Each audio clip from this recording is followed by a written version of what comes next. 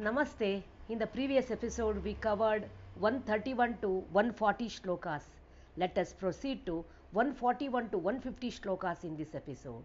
Shri Gurubhyo Namaha Harihi Om Chitkalananda Kalika Prema Rupa Priyankari Nama Parayana Preeta Nandi Vidya Nateshwari मिथ्या जगदधिष्ठान मुक्तिदा मुक्तिरूपिणी लास्यप्रिया लयकरी लज्जारम्भादिवन्दित भवदा वसुधा वृष्टि पापारण्यदवानल दौर्भाग्यतूलवातूल जराध्वान्तरविप्रभ भाग्याब्धिचन्द्रिका भक्तचित्तकेखिघनाघन रोगपर्वतम्भूलिर्मृत्युधारुकुठारिक महेश्वरी महाकाली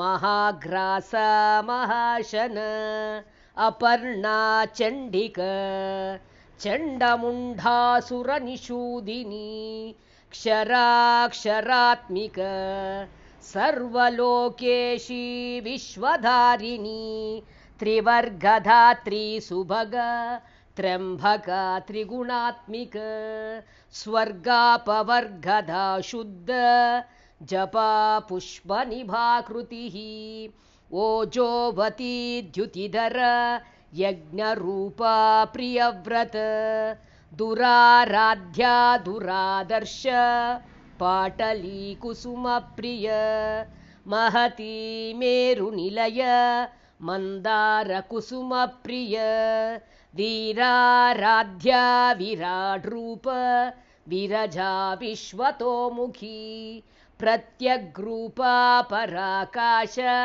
प्राणधा प्राणरूपिणी मार्ताण्डभैरवाराध्य मन्त्रिणिन्यस्तराज्यदोः त्रिपुरेशी जयस्येन निस्त्रैगुण्या परापर हरिः ओम्।